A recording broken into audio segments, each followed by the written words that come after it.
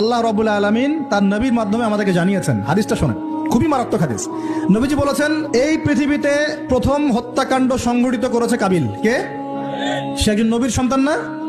নবীর ছেলে হয়েও নবীজি বলছেন সাল্লাল্লাহু আলাইহি ওয়াসাল্লাম, এই পৃথিবীতে যত মানুষ খুন হবে, খুন হয় না মানুষ, যত মানুষ খুন হবে, এই সমস্ত খুনের পাপের একটা অংশ কাবিলের আমল নামায় যোগ করা হবে। বলে নাউজুবিল্লাহ। এটাকে বলে গুনাহে জারিয়া। কি বলে?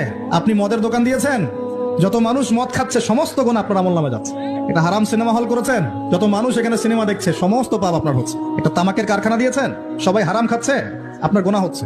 সুদ ছড়িয়ে দিয়েছেন, নিজে খাচ্ছেন, এখন সবাইকে খাওয়াচ্ছেন, গুনাহ হচ্ছে আপনার। সবার গুনাহ আপনার ঘরে এসে যুক্ত হচ্ছে। ঠিক যেভাবে একটা মাদ্রাসা করেছেন, একটা মসজিদ করেছেন, একটা নলকূপ স্থাপন করেছেন, এই রাষ্ট্রীয় দায়িত্বে আছেন, রাস্তাঘাট করে দিয়েছেন, এর বদৌলতে যে মানুষ উপকৃত হচ্ছে, আপনি কবরে গেলেও নেকি পাবেন ইনশাআল্লাহ।